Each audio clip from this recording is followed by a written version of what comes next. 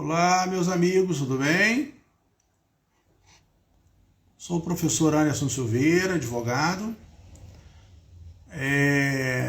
Vamos hoje conversar com a professora Fernanda Loureiro sobre os direitos de personalidade. Só digitando aqui.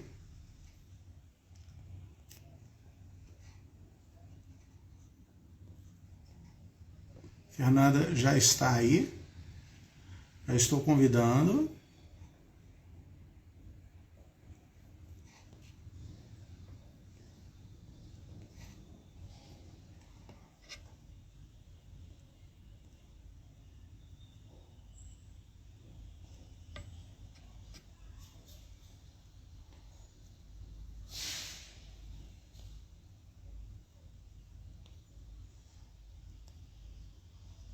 Doutor João já está.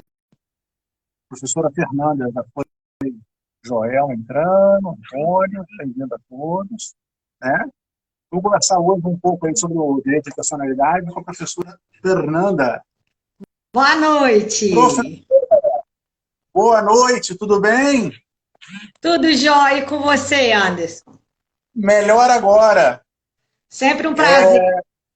Você sabe que esses diálogos nossos são um verdadeiro remédio contra essa loucura dessa pandemia, esse isolamento todo. É verdade. É verdade. É um alento então, assim, para os nossos corações, né?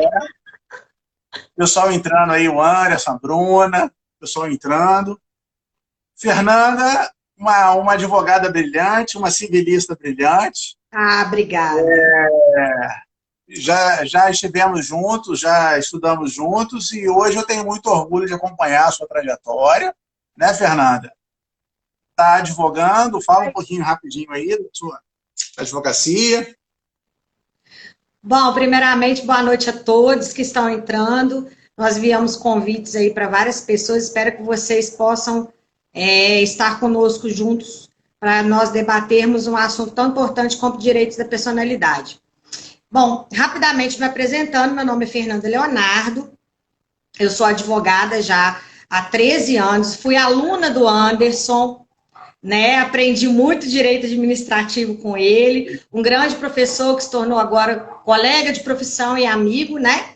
E eu sou sócia fundadora do escritório FLS Advogados Associados, que nós abrimos aqui em Além Paraíba, com mais 2 sócios, doutor Anderson Sandri e doutor Alexandre Ferreira.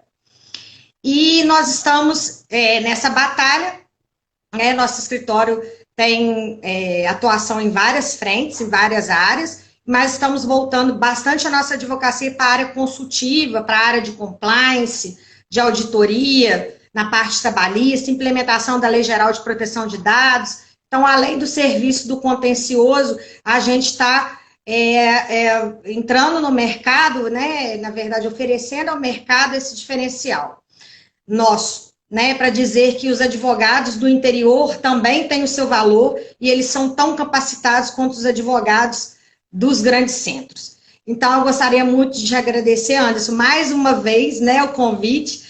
O ano passado você teve na minha página, a gente falando sobre LGPD, e agora eu estou tendo esse prazer maravilhoso de estar com você nesse curso avançado da parte geral do Código Civil, que eu achei fantástica a sua ideia, acho muito importante. Então, gostaria de te agradecer muito e dar as boas-vindas a todo mundo. A gente tem muita coisa legal para falar hoje. Obrigadão. Minha querida, então, está mais que apresentada para professora também. Você esqueceu de falar que você também é professora. Ah, sim. Professora. Exatamente. Com todas as atividades, né? Isso é muito importante. E, assim, eu sei que vai ser um bate-papo maravilhoso e podemos iniciar, né? Como é que você quer iniciar? Bom, Anderson, igual a gente estava comentando, para a gente alinhar aqui a nossa fala, eu acho que a gente poderia começar lá a partir do artigo 11, né, que trata efetivamente dos direitos da personalidade, e aí a gente vai comentando em cima da leitura da lei seca e trazendo, né, interpretações, trazendo para o pessoal também como que os tribunais superiores têm interpretado, como que qual está sendo o alcance dessa legislação, né? O Código Civil é de 2002, e de lá para cá muita coisa entrou em vigor, né? Muita alteração legislativa teve, e aí como é que a gente vai fazer a leitura desse direito da personalidade, desses direitos da personalidade no Código Civil nos dias atuais? Eu acho importante a gente fazer um link, né, da legislação com o que está acontecendo na vida social do nosso país, do mundo, em termos de direito. Porque o direito não pode andar sozinho, nem atrás nem à frente dos fatos sociais, mas sempre em paridade. Então, assim, eu acho que a gente deveria... Sim. Deixa eu só, então, fazer uma rápida introdução, assim, do que seria isso, o que é essa discussão de direito de personalidade. Às vezes, assim, tem um pessoal que tá vendo a gente aqui, está assistindo, e às vezes está começando o estudo do direito, ou às vezes não, né, não se situa ainda o que seria isso, né? Na verdade, para quem, assim, já está na lide jurídica, já está estudando, a gente tem uma perspectiva bem atual, assim, de análise do próprio direito, que está tentando discutir o quê? Que está tentando discutir uma restauração à condição da efetivação do ser humano. A gente está querendo recolocar o ser humano em primeiro lugar, né? Por exemplo, muita gente, infelizmente, ao invés de estar discutindo preceitos relacionados à cidadania, o conceito de cidadão hoje, ele é muito esvaziado e é muito forte para discutir relações jurídicas sob o prisma da ordem de consumo. Então, hoje discute-se muito mais a questão do consumidor do que do cidadão, né?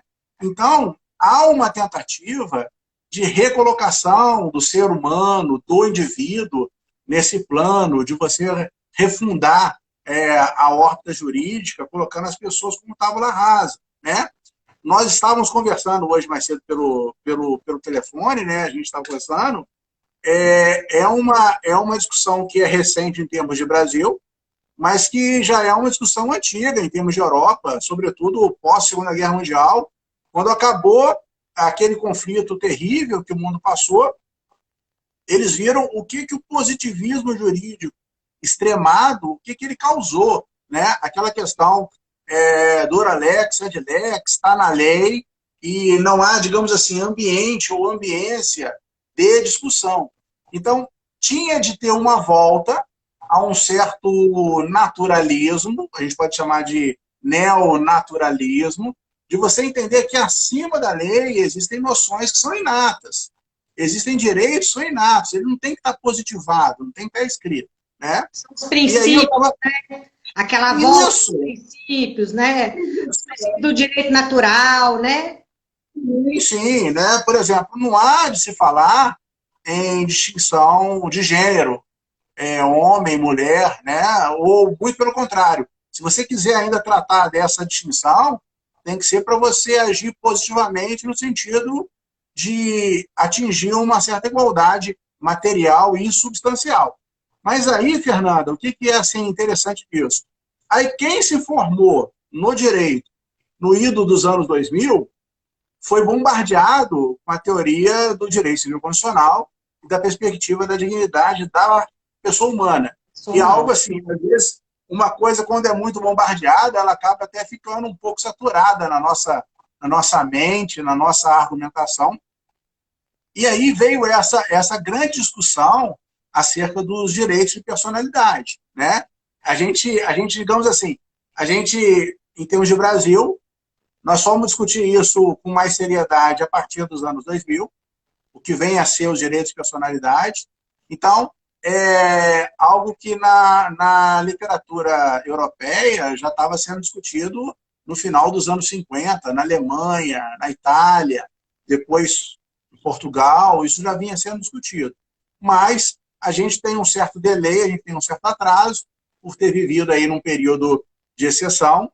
Nós estávamos conversando isso durante muito tempo. O próprio direito constitucional, ele foi um direito menor.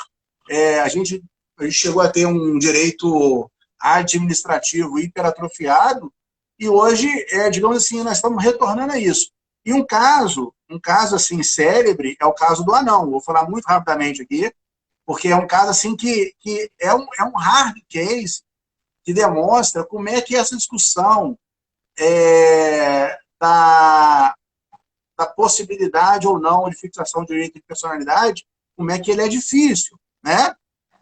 Conta-se o quê? Que numa certa vila, na França, tinha um bordel, e o dono desse bordel criou um novo passatempo para os frequentadores, que é o arremesso de anão.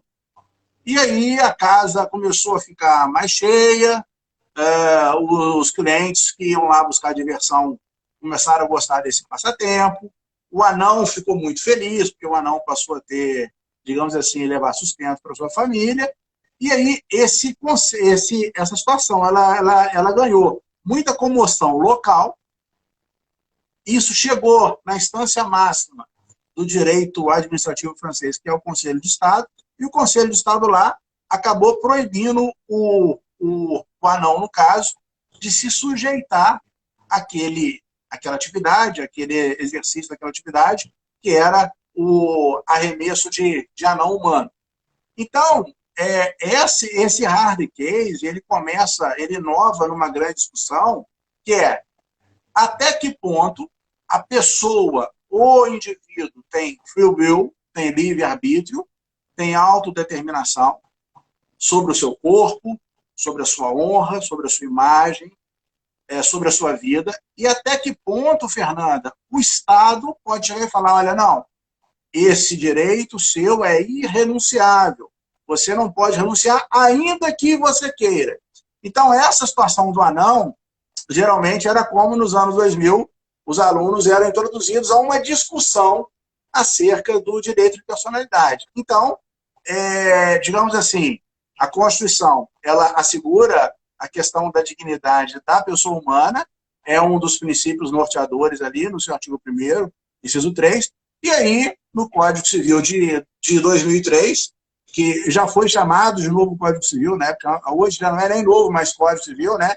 Já é o Código Civil, ele consagra isso a partir do artigo 11. Esse artigo 11, ele é, digamos assim, é a porta de entrada para uma série de discussões bem interessantes. Como é que você vê aí esse artigo 11 do Código Civil? Exatamente. Acho que vem justamente vamos dizer, dessa trajetória histórica que você colocou para nós. Nós temos uma Constituição chamada de Constituição Cidadã, a partir de 88, um Código Civil a partir de 2002. Então, a Constituição Federal, lá no artigo 5º, inciso 12, já traz a questão da proteção à vida, à honra, à imagem, aos dados, né? E a Lei Geral de Proteção de Dados veio só em 2018. Mas já vem, né, trazendo essa previsão justamente porque a Constituição de 88, ela é justamente veio nesse movimento de voltar o ordenamento, voltar para o ser humano, não para a propriedade, não para outras relações, mas sim voltada no ser humano. Então, aí você tem, gente, eu estou vendo vários alunos aí. Vamos recapitular os alunos que já estudaram, os que ainda não estudaram, para vocês terem uma noção legal. Está lá no artigo 11, né? Os direitos da personalidade são irrenunciáveis e intransmissíveis. E quais são esses direitos da personalidade? Vida, integridade física e psíquica, honra, imagem, nome e intimidade. E a intimidade vai trazer a privacidade, dentre outros né? O gênero, né? Que comporta determinadas espécies. Então, aí a gente tem, por exemplo, nessa questão de honra, imagem, integridade física e psíquica, isso para a gente, mesmo não sendo operador do direito, a gente, enquanto cidadão, a gente consegue ter uma noção do que é isso, do que é ferir uma honra, seja a honra objetiva, seja a honra subjetiva, o que é a proteção à minha imagem, o que é a proteção ao meu nome, à minha integridade física e psíquica, o Estado realmente tem que tutelar. Mas aí, quando a gente fala em dados, os dados hoje previstos na Constituição Federal e esmiuçados na Lei Geral de Proteção de Dados, eles seriam direitos da personalidade? os dados seriam equivalentes ao meu nome, à minha imagem? A violação aos meus dados poderia trazer prejuízos à minha integridade física, psíquica, ao meu nome, à minha reputação, à minha honra objetiva, à minha honra subjetiva? Então, eu acho que é esse que é o pensamento que a gente tem que ter agora na atualidade. Porque a Constituição Federal já deu o passo que ela tinha que dar, a legislação infraconstitucional deu o passo que tinha que dar, que é o Código Civil, estabelecendo, esmiuçando os direitos da personalidade e também estabelecendo para o Estado vamos dizer, a hora que ele deve agir e como a pessoa que tem o seu direito violado ou ameaçado pode agir processualmente. Então, isso a gente tem de uma forma muito tranquila, nós, como operadores do direito, né? A gente tem as ações de indenização por dano moral, as perdas e danos, o mandado de segurança, se a gente tiver um direito líquido certo, você tem as tutelas inibitórias, as liminares, né? Mas o que a gente precisa compreender é o seguinte: o mundo evoluiu de 2002 para cá, nem passou tanto tempo, mas evoluiu. Esses dados também fariam parte dos nossos direitos da personalidade? Eu entendo que sim. A Lei 13.709, 2018, que é a LGPD, Lei Geral de Proteção de Dados, ela dispõe literalmente, textualmente, no seu artigo 2º, incisos 1º, 2º e 5º, ao respeito à privacidade, autodeterminação informativa, inviolabilidade da intimidade, da honra e da imagem. Então, para mim, não deixa margem para outra interpretação.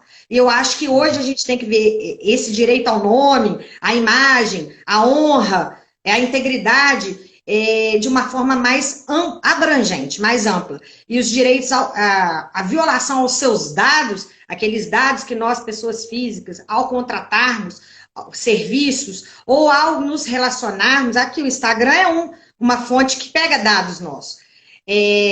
A gente tem que ter proteção do Estado contra o mau uso desses dados, a violação desses dados, e alguma coisa que possa trazer uma violação, a palavra é essa, uma violação aos nossos direitos de personalidade. Não sei se essa é a sua, é o seu entendimento também. Mas eu acho que a gente tem que interpretar a lei além. A lei, ela trouxe e agora a gente tem outras realidades, né? A gente não tem só e-mail, a gente tem rede social, né? Eu acho que esse artigo 11, ele merecia até algumas complementações, né? Por exemplo, ele fala textualmente: com exceção dos casos previstos em lei, os direitos de personalidade são intransmissíveis e irrenunciáveis. Pela teoria geral das obrigações, as cláusulas que são intransmissíveis e irrenunciáveis, elas também são imprescritíveis. Então, toda a doutrina ela é clara nisso, até julgados do STF e do STJ. A gente fala STF, mas o grande tribunal civilista é o STJ. O STJ. Ele fala que os direitos de personalidade eles são imprescritíveis. E aí entra numa primeira discussão, que é justamente essa discussão da irrenunciabilidade. Você não pode renunciar um direito de personalidade. Então, por exemplo, esse ponto é um ponto que é muito complexo. Se uma pessoa, por exemplo, se ela assina um contrato, olha, eu vou fazer um curso agora de salto de paraquedas, eu estou assinando um termo aqui isentando o meu instrutor de qualquer responsabilidade, eu vou ter um curso. Isso, infelizmente, é feito assim. As pessoas têm um curso assim de 1 à tarde, olha, você vai saltar do avião com essa posição. É um curso assim, relâmpago, não sei porque chamam de curso, ela assina um termo e isenta esse instrutor de responsabilização, no caso de um erro, de uma situação dessa. Esse termo, por exemplo, é um termo que não tem validade. Nenhuma. Por quê? Porque esses direitos de personalidade, eles são irrenunciáveis, né? E por aí vai. Pessoas que assinam contratos por participação em Big Brother ou em programa de televisão, abrindo mão de sua intimidade, da sua tutela, isso não tem valor. Isso é, digamos assim, isso é uma afronta ao direito de personalidade. Agora, junto dessa questão da imprescritibilidade, Eu, certa vez, eu tive um caso concreto em 2006, olha só, a gente tinha 3 anos ainda de Código Civil, que foi um caso de um servidor público federal, ele era servidor de uma autarquia, não vou citar o nome aqui, e ele passou por uma situação muito inusitada. Ele tinha feito concurso nos anos 70, ele trabalhava nessa autarquia, ele foi vítima de perseguição política, quer dizer, ele foi exonerado, mesmo sendo concursado, mesmo tendo, digamos assim, um tempo de casa. Na época, o sistema de estabilidade era bastante diferente, era um sistema que após 10 anos, qualquer trabalhador ele passava a ter estabilidade, seja no serviço público, seja na iniciativa privada. Ele foi exonerado, e aí, nos anos 80, após aquela abertura política, ele fez concurso para a mesma autarquia federal, então ele foi admitido através de concurso público. E aí, o que eu estava discutindo? Eu estava discutindo justamente os direitos de personalidade dele, imprescritíveis, daquele período antigo. Se ele continuasse digamos, exercício, ele teria apostilado uma série de ganhos funcionais que não tem o caso mencionar. Na época, olha só, estou falando ali de 2006, o magistrado ele não aceitou a tese da imprescritibilidade dos direitos de personalidade. Então, assim, a gente sempre tem que pensar assim, às vezes você está lidando com uma legislação de 2020, só que o juiz que está lidando a sua causa, ele pode ter se formado em 2000, pode ter se formado em 1990, pode ter se formado em 1980, ou até ele pode ter se formado em 2015, mas ele não se atualizou, ele não continuou fazendo leitura. Eu não estou falando que ele não tenha conhecimento jurídico, mas é muito da perspectiva do julgador, entendeu? Então, naquele momento, o próprio juiz entendeu que não, que esse direito de personalidade ele não poderia ser discutido em razão de uma cláusula de prescritibilidade. E hoje já tá pacificado novamente que, assim, essas lesões à vida, elas não prescrevem. Então, uma série de situações pessoais, às vezes de caráter profissional ou não, de pessoas que sofreram perseguições nos anos 60, nos anos 70, os tribunais hoje, eles estão de portas abertas. Conheço casos assim, de pessoas assim, que às vezes eram graduados, eram praças nas Forças Armadas, eles ganharam promoções como se eles estivessem em atividade, justamente como decisão fundada nos direitos de personalidade. Sim, sim. Isso é realmente muito importante da gente pontuar, a questão da prescritibilidade, né? Da prescrição. Porque quando você tem uma ofensa, uma lesão, seja ela qual for, um contrato, você contratou, você estipulou direitos e obrigações, de alguma forma você foi lesado, ou a outra parte não cumpriu com o que foi determinado, o que foi acordado, o contrato ali não fez lei entre as partes, ou você teve, de repente, uma relação de consumo que você não teve um serviço bem prestado, um produto no que não foi entregue, alguma coisa assim. Não estou falando que isso não é grave, obviamente que é. Qualquer ofensa a direito é grave e merece reparação. Mas quando você fala de ofensa a direitos da personalidade, são coisas que realmente têm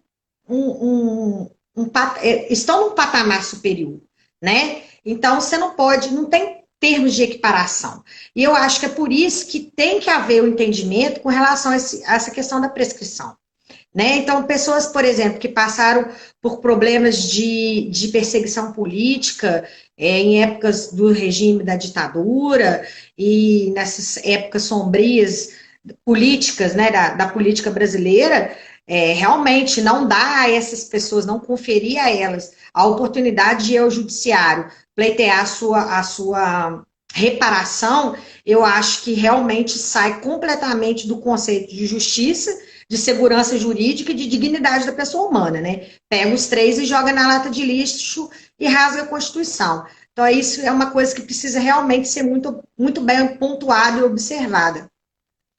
E que a gente está vendo, por exemplo, Nós temos a legislação farta sobre essa questão, né? Você tem a lei de ação civil pública, você tem a lei de ação popular, você tem os próprios ritos, procedimentos previstos no Código de Processo Civil, né? Que a depender do tipo de causa de pedido, você vai usar um rito processual cabível para pleitear aquilo na justiça. Mas em termos processuais, nós, enquanto brasileiros, nós temos uma legislação farta e super interessante. E agora ainda tem a Lei Geral de Proteção de Dados, que também estabelece, como se não bastasse, o Código Civil prevê, a Constituição Federal prevê, o Código de Processo Civil prevê, e toda essa legislação infraconstitucional dentro da área processual ter essa previsão para cessar a lesão ou ameaça à lesão de direito, você ainda tem a Lei Geral de Proteção de Dados que estabelece lá, ó, você, empresa que coleta dado de pessoa física, se fizer o mau uso, se não fizer o tratamento da forma correta, se houver vazamento ou uso indevido, não precisa nem ter vazamento, só usou da forma que não é a finalidade que era para ser usada, já cabe responsabilização. E se está discutindo ainda que essa responsabilização pode ser, inclusive, objetivo, o que é realmente independente de culpa. Eu não preciso demonstrar negligência, perícia e imprudência. Basta que eu demonstre o efeito danoso. Tem gente que tá, inclusive, dizendo que pode ser até em ré ipsa, uma indenização em ré ipsa.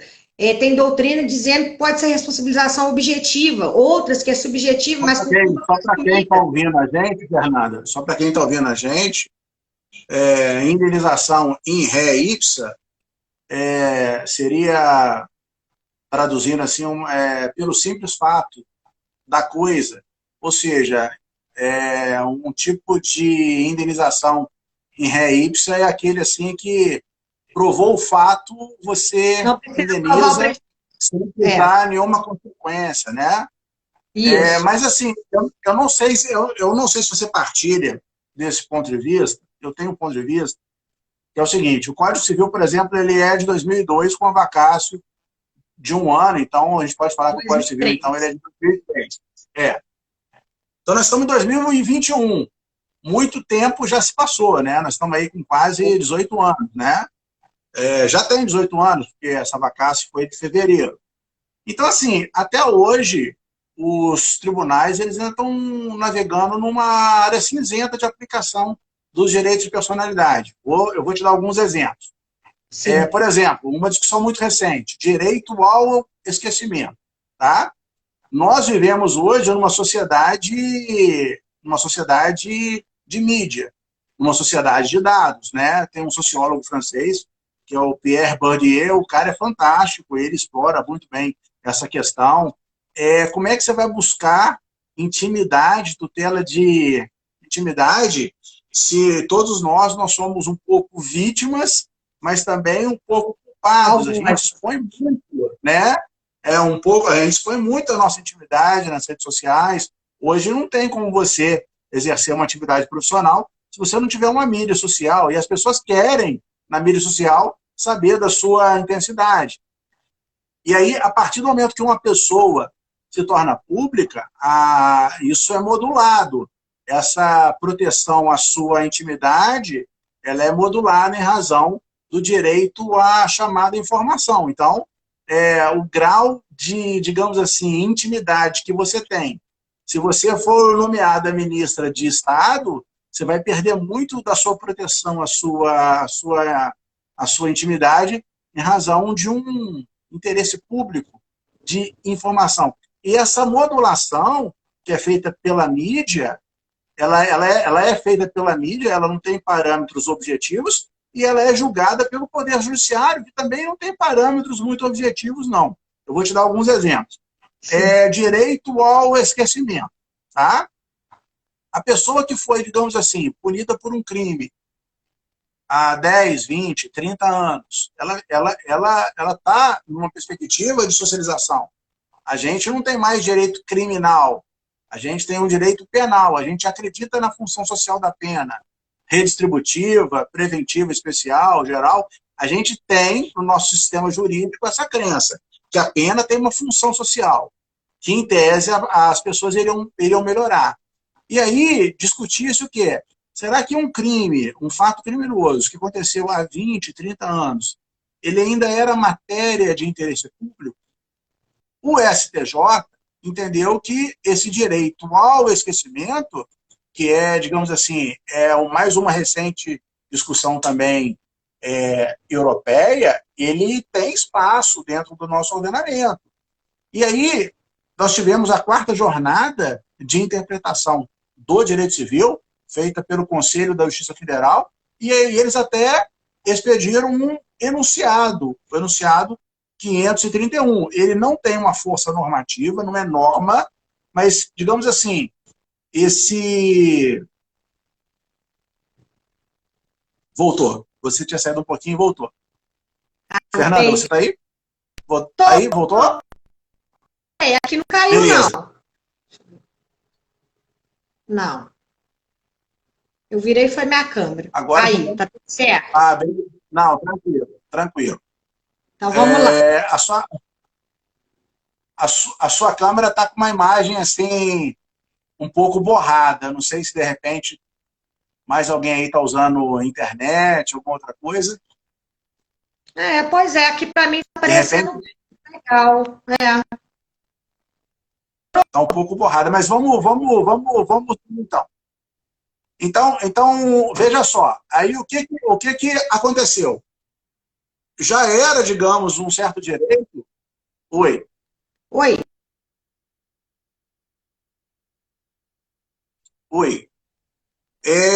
Faz o seguinte, a sua internet, ela está um pouquinho ruim, Tenta sair e voltar de novo. Tá. Vê se você consegue. Tá? Tá.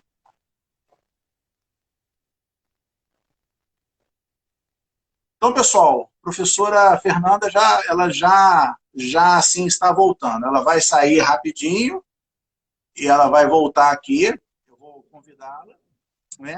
Mas o que nós estamos discutindo aqui seria o seguinte: o STJ já tinha assegurado a possibilidade de alegação desse direito ao esquecimento. Já havia um enunciado nas jornadas de interpretação do Código Civil nesse sentido. E aí, quando essa discussão foi no mês retrasado, ao Supremo Tribunal Federal, a professora Fernanda voltou, eu vou convidá-la aqui, ó. Pronto. Vamos só esperar um pouquinho ela entrar aqui, para a gente continuar. Voltou. Voltei. Com imagem maravilhosa. Tá ótimo. Que bom. Vamos lá, seguindo. Agora, tá, mas assim, Fernanda, pergunta se tem alguém aí na sua casa usando internet. Pede para desligar algum outro acesso, porque eu acho que o seu sinal está um pouco fraco. Eu vou pedir sim. Peraí. Mas aí Fernanda, vai dando andamento. Vai dando andamento que eu vou dar uma olhadinha aqui. Tá ok. Peço licença. Ok. Aí, amigos, vejam só, houve essa discussão, tá? O Supremo Tribunal Federal, então, entendeu que o Brasil ele não consagra, ele não admite esse chamado direito ao esquecimento. Então, assim, aí já é uma primeira situação que demonstra que os próprios tribunais superiores, eles discutem, eles não têm uma posição muito firmada em relação a isso. Voltando aqui no Código Civil, vejam só, fazendo uma leitura rápida. E aí, voltou direitinho? Eu pedi para desconectar, acho que agora vai melhorar. Vai sim. Fernanda, aí eu estava falando da questão do direito ao esquecimento, né? O STJ admitia, a gente tinha um certo enunciado já estabelecendo essa possibilidade do Conselho de Justiça Federal, e o Supremo Tribunal foi e acabou com essa discussão. Aí, por exemplo, dentro aqui do direito de personalidade, os últimos 2 artigos, os artigos 20 e 21, também foram objeto de uma análise do Supremo. Veja só, no artigo 20, ele colocava que, salvo se autorizava se autorizadas ou necessárias à chamada administração da justiça ou a manutenção da ordem pública, a divulgação de escritos, tal, deveriam ter uma autorização. Sua internet está ótima. Tinha que ser prévia. Sua internet está maravilhosa agora. Então, veja só. Ah, que bom. Aí, o que aconteceu? Tá? Nós temos o nosso famoso ídolo brasileiro, o cantor Roberto Carlos. E um grande fã, que também é biógrafo do Roberto, fez um livro, como diria o Silvio Santos, o livro é muito bom, o livro é maravilhoso, eu já li o livro é muito bom, só que esse livro teve a sua venda proibida. Eu fui uma das poucas pessoas que comprou essa biografia do Roberto Carlos. Porque tinha Roberto, Erasmo e Vanderleia, quem tinha fama de mal era o Erasmo, mas quem era um lobo mau era o Roberto Carlos. Assim, em resumo, nada contra o nosso Roberto. Era o Roberto lá com 20 anos, hoje a gente tem o Roberto com quase 80, o Roberto já está muito mais assim, tranquilo. Mas esse livro, ele traz histórias do Roberto Carlos, que o Roberto Carlos ele não gostaria que o seu público atual tivesse conhecimento. E aí, aconteceu o quê?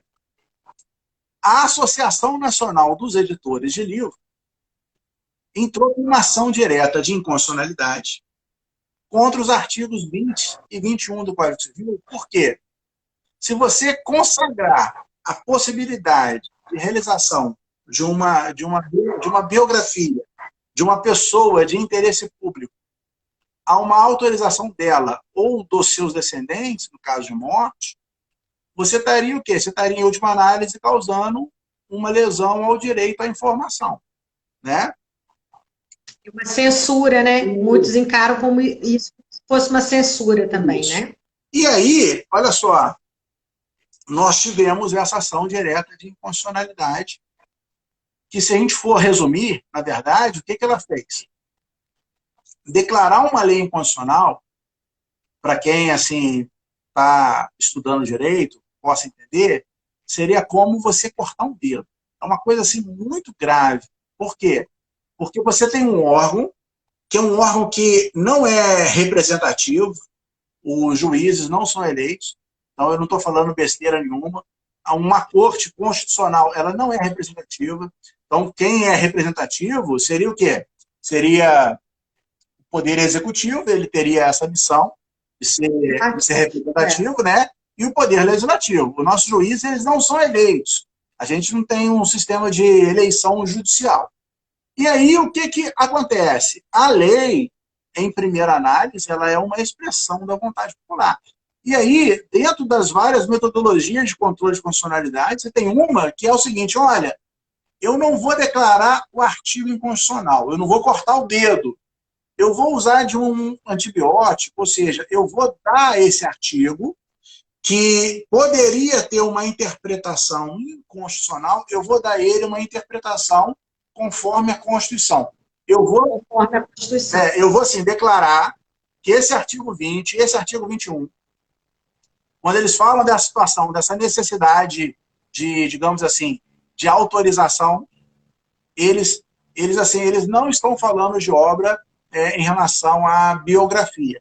No caso concreto do Roberto Carlos, o pessoal deve estar curioso aí assistindo, o que aconteceu foi o seguinte, antes da sentença dessa ação direta de inconstitucionalidade declarar que não precisava da autorização da pessoa que está sendo objeto de uma biografia ou dos seus descendentes, o Roberto Carlos fez um acordo monetário com o autor do livro. E aí o livro saiu de circulação.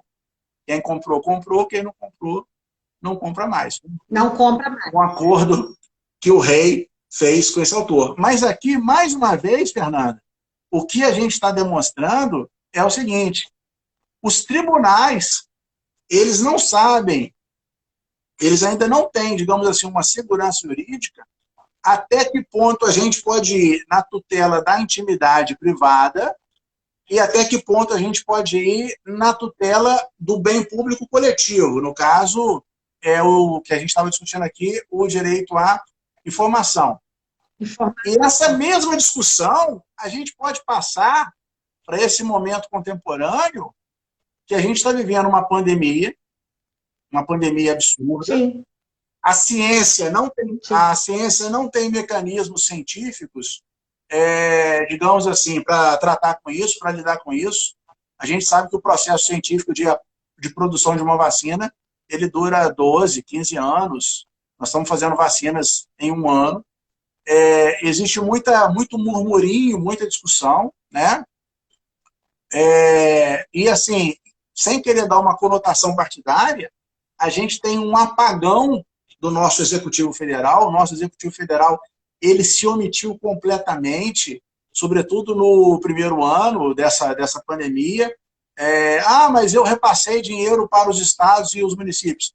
Na verdade, o Congresso Nacional obrigou que a União fizesse esse repasse, e aí depois, por uma questão de uma decisão, de uma ação de abril, essa competência na área de saúde, ela é uma competência concorrente, aquilo que está afirmado no artigo 23 da Constituição.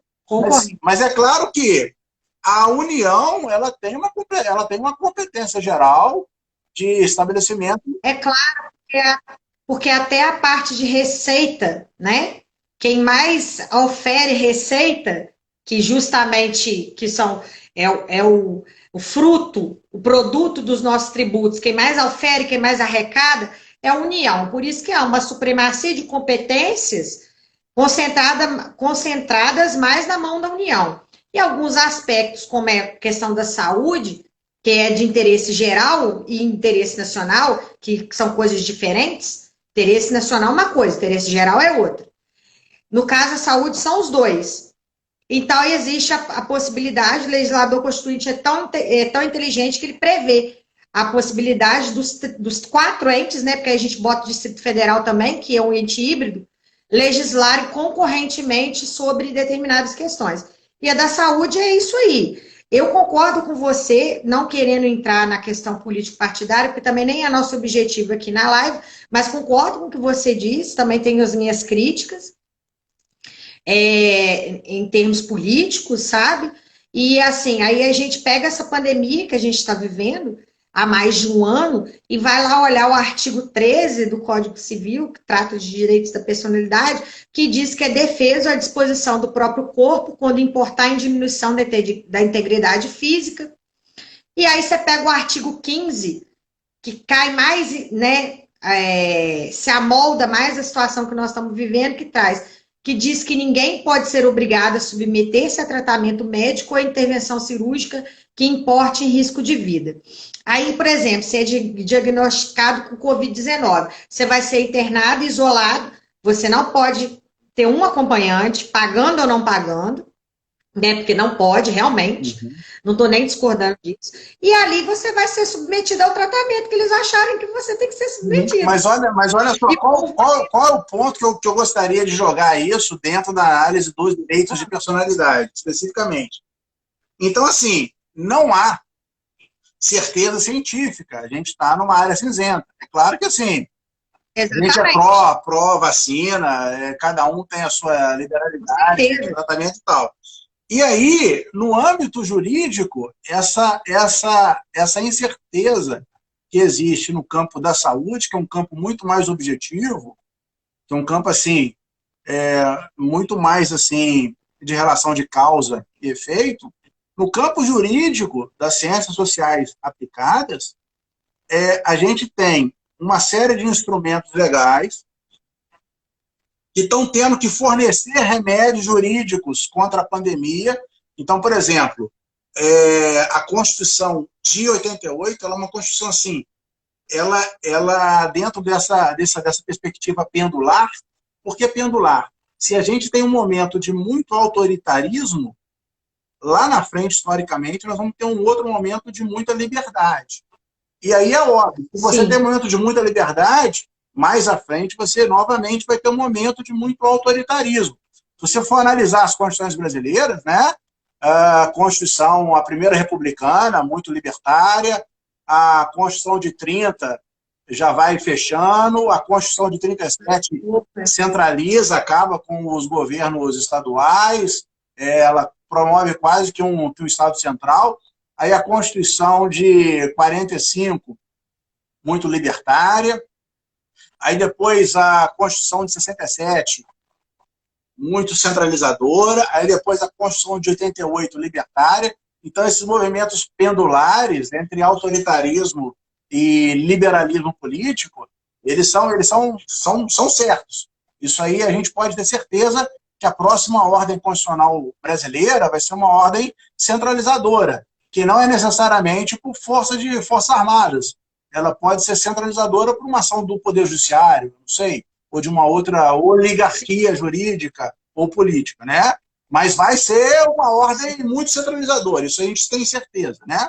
Mas o que eu estou querendo trazer é, já que a Constituição ela é muito democrática e ela é muito restritiva no que toca ao cerceamento de liberdades individuais, direito de culto, justamente essa nossa discussão aqui sobre direitos de personalidade, essa área cinzenta, ela toma ação agora, nesse momento. Por quê?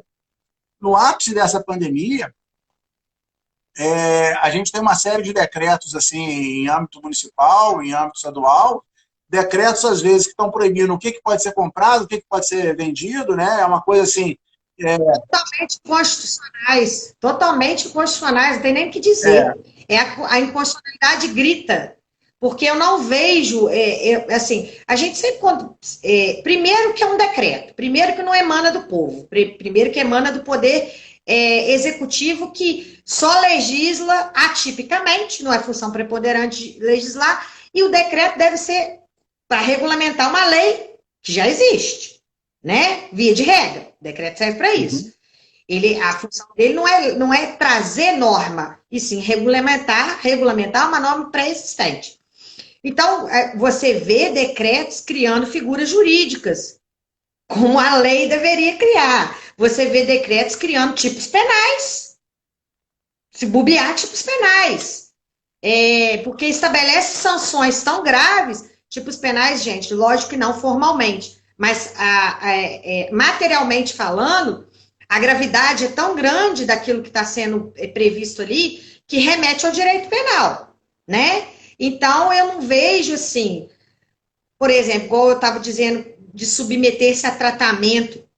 Ninguém pode ser obrigado a submeter-se a tratamento. No momento de pandemia, que você, como você bem disse, na parte científica, a gente tem muito pouca certeza e muitas dúvidas do que serve para matar esse vírus, de qual abordagem é melhor, se existe tratamento precoce, não existe, qual tipo de medicamento que vai Só um rápido adendo, é uma grande... para os homens casados e para os homens comprometidos, essa pandemia não mudou nada, tá? Toque de recolher, de 8 da noite, isso já vinha sendo respeitado. Às 5 da manhã, a rotina está intacta. Né? Para os homens, assim, casados, noivos, namorados, isso não teve alteração nenhuma de perspectiva, não. De perspectiva.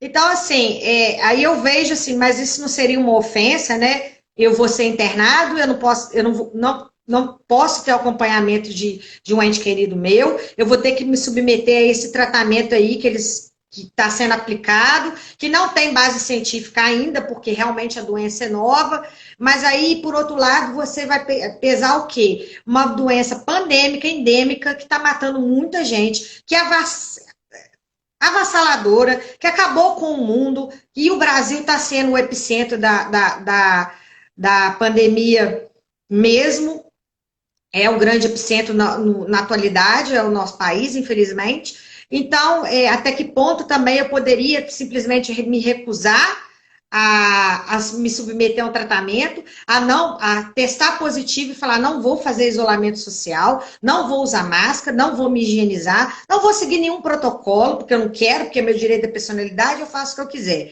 Bom, não é bem assim que funciona, né? Mas o que a gente tem que criticar e que ponderar, principalmente nós que somos operadores do direito, são essas excrescências legislativas aí que nós estamos vendo, que são decretos, não emanam do povo, porque não emanam do legislativo, o executivo não tem função típica, preponderante de legislar, né? E o que está acontecendo é criando figuras jurídicas, cerceando liberdades das pessoas e até que ponto eu tenho que deixar o Estado dizer para mim o que eu posso comprar no mercado com o dinheiro que é meu. E, por exemplo, né? trazendo essa discussão para os direitos de personalidade, a gente poderia, por exemplo, entrar na questão da liberdade de culto, né? Veja bem, só assim, outro ponto nevrálgico. Citando como exemplo. Eu sou cristão, eu sou evangélico, Sim. tá? Mas eu conheço um pouquinho de escatologia católica. O próprio nome escatologia já é um nome assim escatológico, né? Já é um nome assim. O que é a escatologia?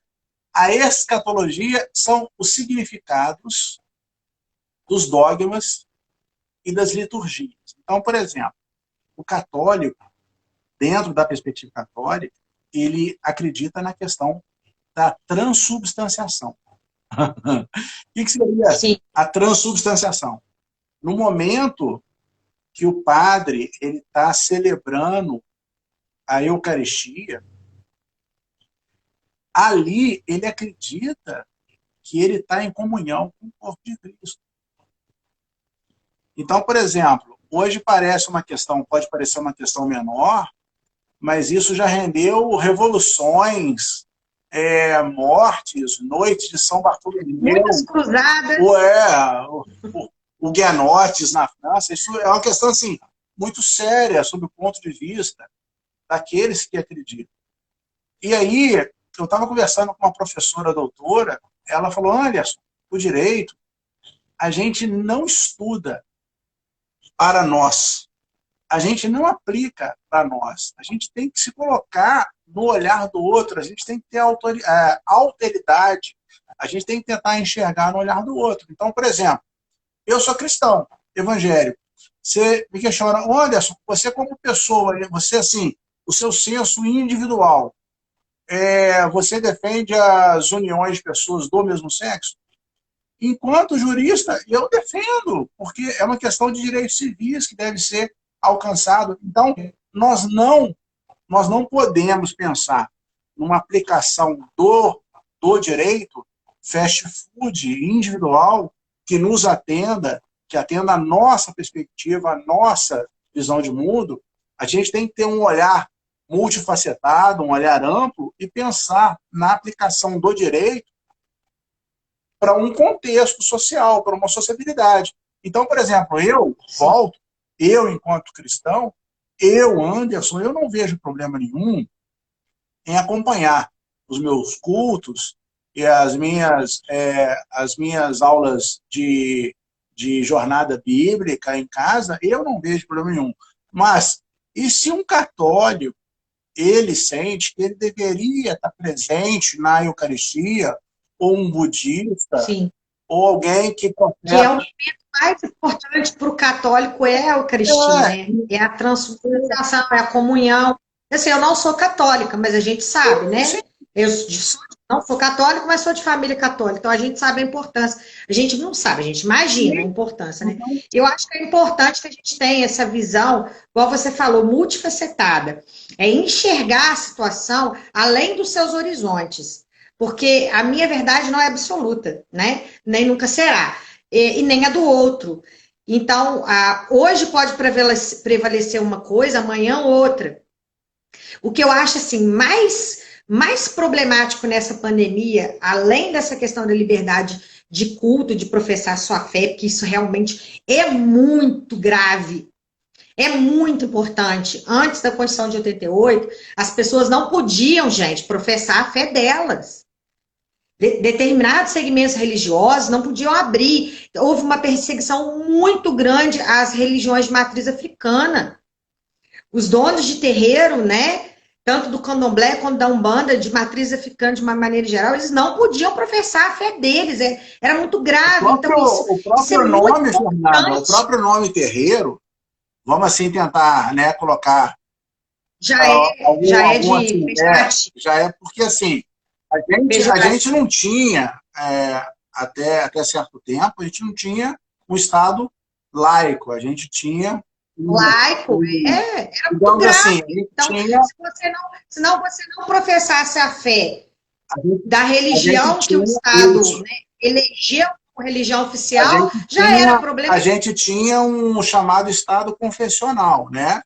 E aí, por exemplo, Sim, algumas religiões, o seu culto, a sua adoração, a sua liturgia, elas não podiam se dar de forma pública, de forma ostensiva, de forma aberta. Então, por isso que a gente tem essa questão do terreiro, do quintal, né? De você o quê? no fundo da casa, De num sótão, né, ou Exatamente, de você ter que se valer, embaixo da casa, escondido. você ter que se valer da proteção ao domicílio, da intimidade, para realizar o culto. E assim, eu acho que esse é justamente um dos grandes desafios. A gente não quer aqui negar a realidade, né? A gente não quer aqui negar Claro que não. um momento de emergência sanitária que nós estamos vivendo, é, essas questões de pesquisas, então, de número de mortos, a gente sabe que, na realidade, é muito mais que isso. Aquelas pessoas que, com fundamentalismo político, negavam essa pandemia, não, isso não é nada, isso não é nada. Essas vozes, assim, bastante dissonantes, estão hoje praticamente silenciadas. Todo mundo conhece alguém que contraiu e que, infelizmente, desenvolveu isso de uma forma assim mortal. É algo assim muito triste, é algo assim muito humano, Muito. mas assim, nós como operadores jurídicos, a gente tem que ter sempre uma perspectiva que a gente pode chamar assim, a gente pode chamar de perspectiva contra-majoritária. O que seria a perspectiva contra-majoritária? Todo mundo está pensando de um jeito, tem que fechar tudo. Sim, tudo bem, mas vamos tentar olhar fora da caixa. Será que para uma série de pessoas, às vezes, que assim, que estão tendo um transtorno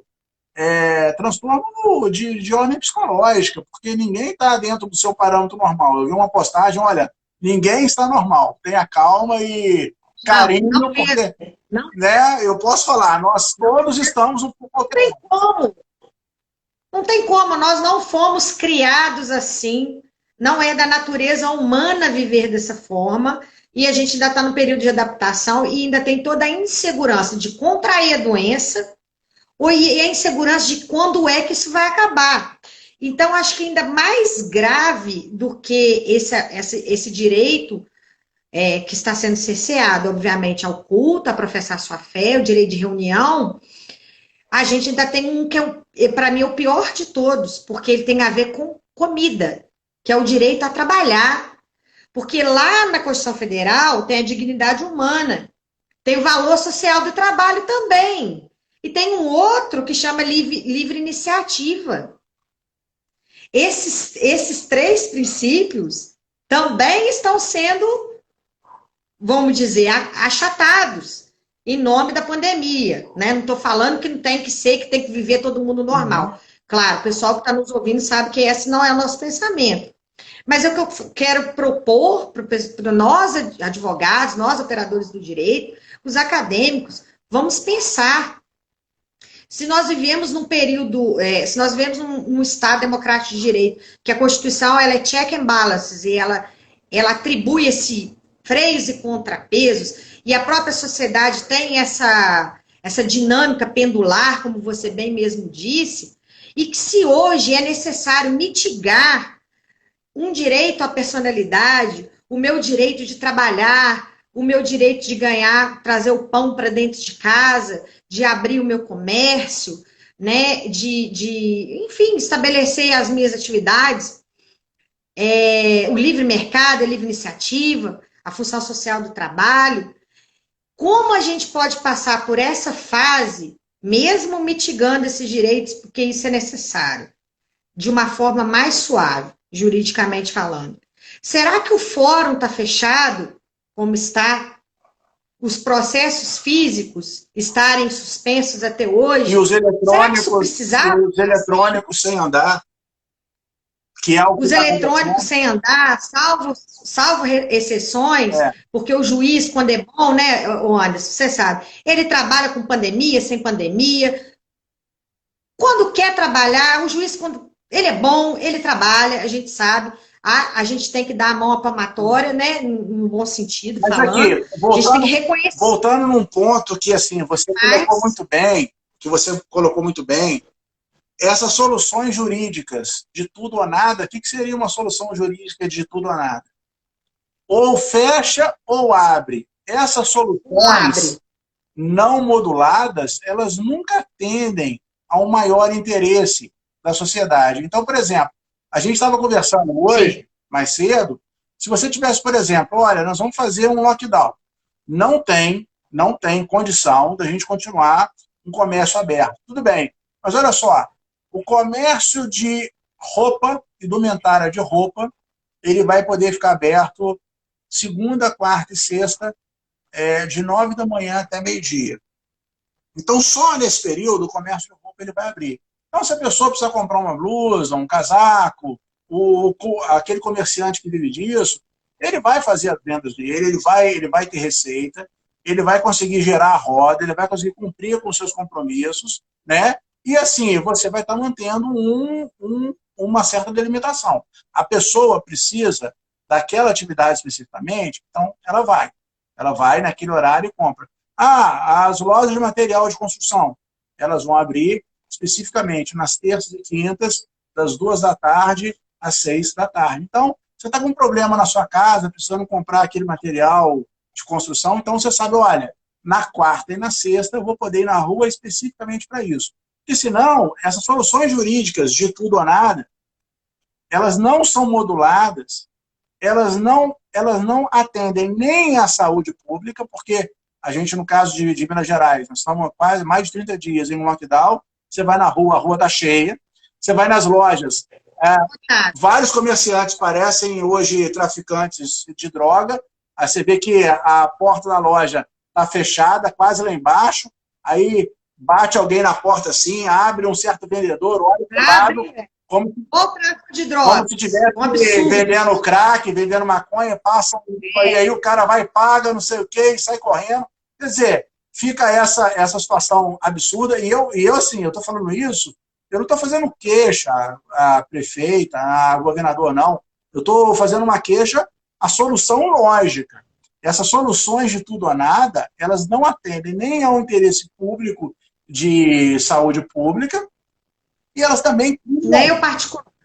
E elas também contribuem com esses outros problemas, com o problema econômico, porque as pessoas elas têm que, digamos assim, entender que você dividir os temas, discutir saúde pública e discutir consequência econômica, não tem como discutir uma coisa sem outra. Não tem como. Não tem como você pensar numa coisa dissociada da outra.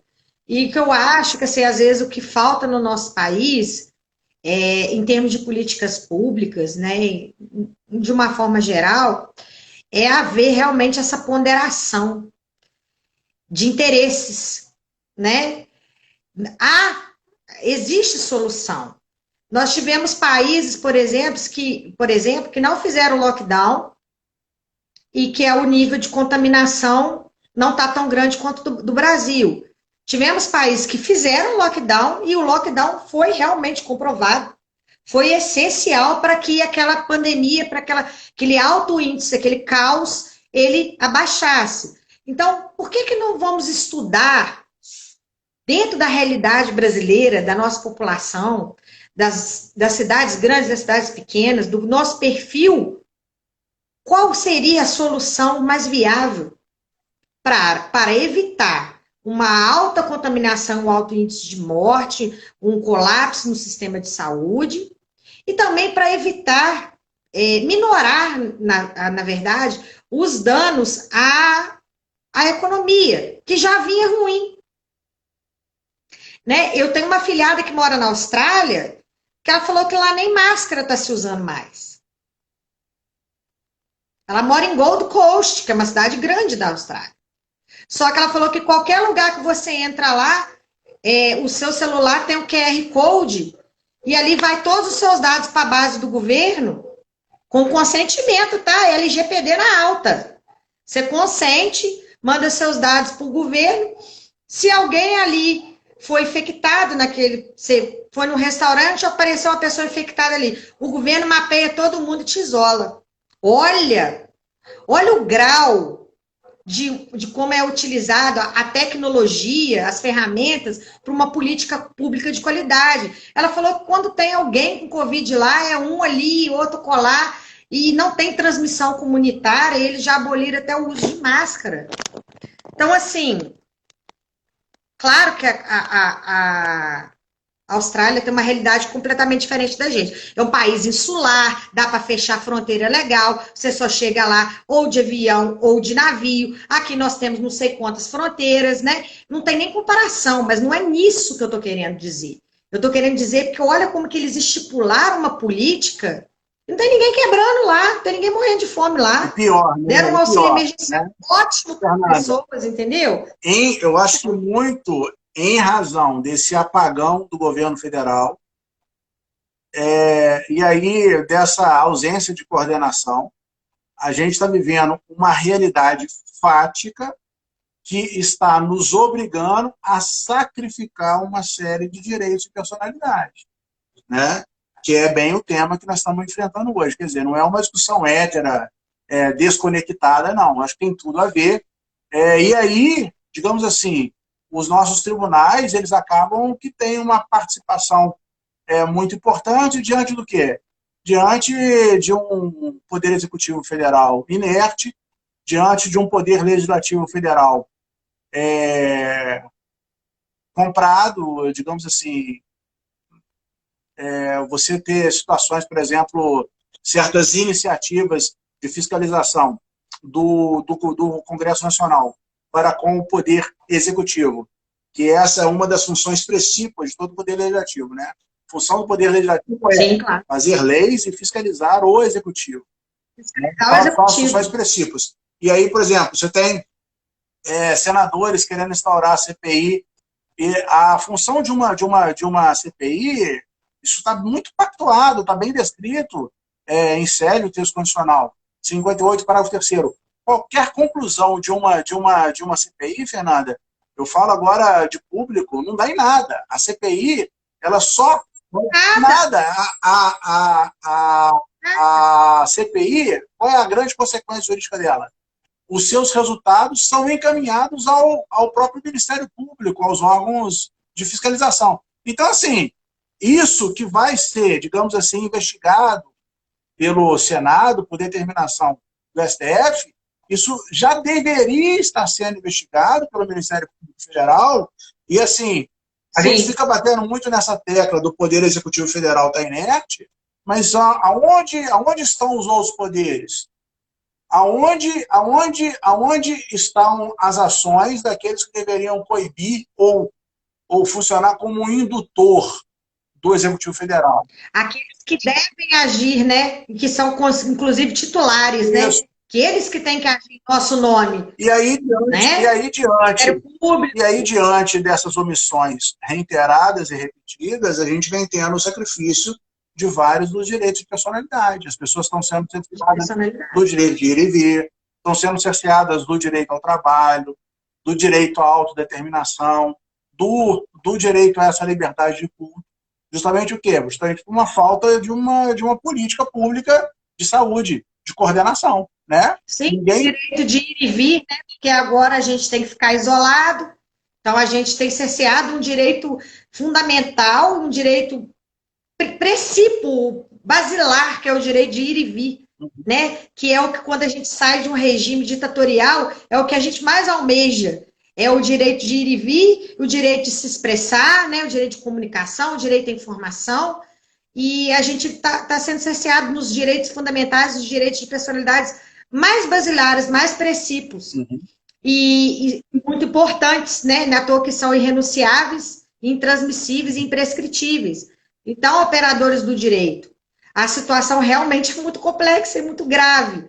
E a gente tem que pensar, enquanto operadores, em soluções práticas para essa situação que nós estamos vivendo. E a gente tem que ter um olhar diferenciado, um olhar crítico, mas um olhar crítico construtivo, de construir nova realidade frente a essa situação, né? Porque realmente não está fácil, não. Não está fácil. Não está fácil.